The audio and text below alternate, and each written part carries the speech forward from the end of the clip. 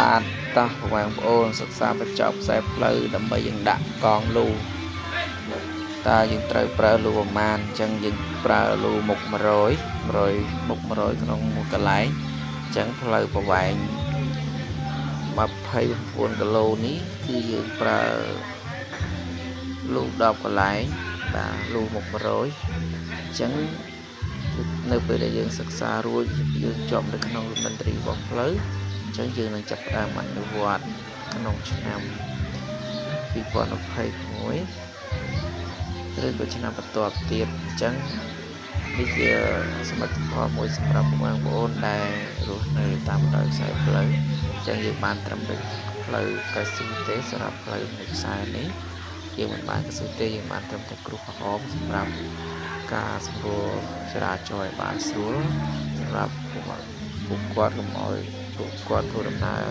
ក្នុងការដឹកកសិផលកសិកម្ម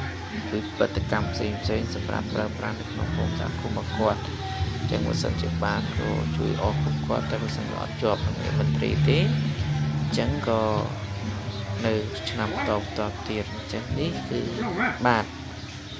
នេះគឺយើងកំពុងតែសិក្សាបាទយើងសិក្សាអស់តែផ្លូវនេះគឺ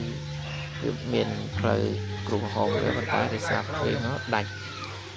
ចឹងទៅវាដោយសារលូតូចហើយក៏វាលូតិចដែរអញ្ចឹងទៅធ្វើឲ្យវាដាច់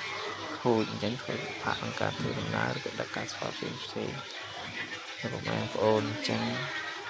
វីដេអូក្រោយៗសូមបងប្អូនជួយ like ជួយ share សម្រាប់បងប្អូនផងដើម្បីបងប្អូនមានកម្លាំងចិត្តធ្វើវីដេអូបន្ថែមទៀតទាក់ទងនឹងមន្ត្រីតទៅវីដេអូគឺបានផុសរួចហើយប៉ុន្តែអត់សូមអរគុណច្រើនបងប្អូនជួយ like share វីដេអូមួយ